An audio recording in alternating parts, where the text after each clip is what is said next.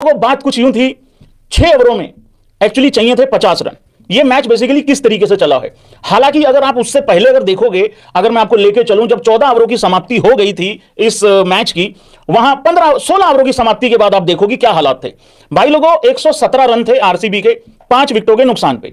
अब यहां से करने थे 155 रन और विकेट हाथ में है 5। लेकिन इसके बाद क्या होता है, जो 17वां ओवर होता है, मैंने 16 ओवरों के बाद आपको बताया 117 रन, इसके बाद 17वां ओवर आता है, वहां पे 2 विकेटें चली जाती हैं। अब 121 पे 7 विकेटें डाउन है, यहां से 155 रन चाहिए हैं, बनाने हैं, चेज करने हैं, 3 विकेटें हाथ में हैं। उसके बाद अगले ओवर में 18वें ओवर में सिर्फ 5 रन आते हैं। ऐसा नहीं है कि भाई बहुत अच्छा ओवर आ गया हो। अब रह जाते हैं भाई लोगों 2 ओवर। कितने रन चाहिए? 12 ओवरों में 29 रन चाहिए। किस किस को भरोसा था कि आरसीबी यहां से जीत जाएगी? मैं एक बात आप लोगों को बता दूं, सबसे पहले तो भाई लोगों मुंबई इंडियंस की विकेट कीपर को थैंक यू बोलिए, सारे आरसीबी के जितने भी कार्यकर्ता हैं, आरसीबी समाज के जितने भी लोग हैं।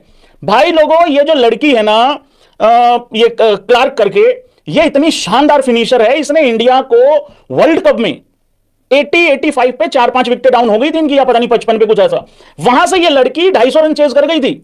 और आज भी ये एक बार तो ये नॉन स्ट्राइकर एंड पे खड़ी हो गई और दूसरी तरफ से विकेटें गिर रही हैं, लेकिन फिर इसने बड़ी समझदारी से, और देखो कितना अपने ऊपर भरोसा रखा इस लड़की ने। इसने डॉट बॉलें भी खेली, इवन आखिरी ओवर में भी डॉट बॉलें खेली है, पहली और दूसरी कि, और 18 रन चाहिए आखिरी ओवर में, 18 फॉर अ रीजन। लेकिन उससे पहले यह कारनामा होता है, यहां पे कैच छूटता है, उसके बाद वो आधे रास्ते में खड़ी है। थैंक यू नहीं बोल रहे तुम लोग। अगर यही चीज किसी दूसरी टीम के साथ हो जाता और मुंबई इंडियंस बल्लेबाजी कर रहे होते, अभी तक तुम वो जो एक वर्ड होता है ना, हाँ पक्का कर देना अंग्रेजी में, वो लिखने लग जाते तुम, if you know you know. ये बहुत बड़ी यहां पे गलती हो गई।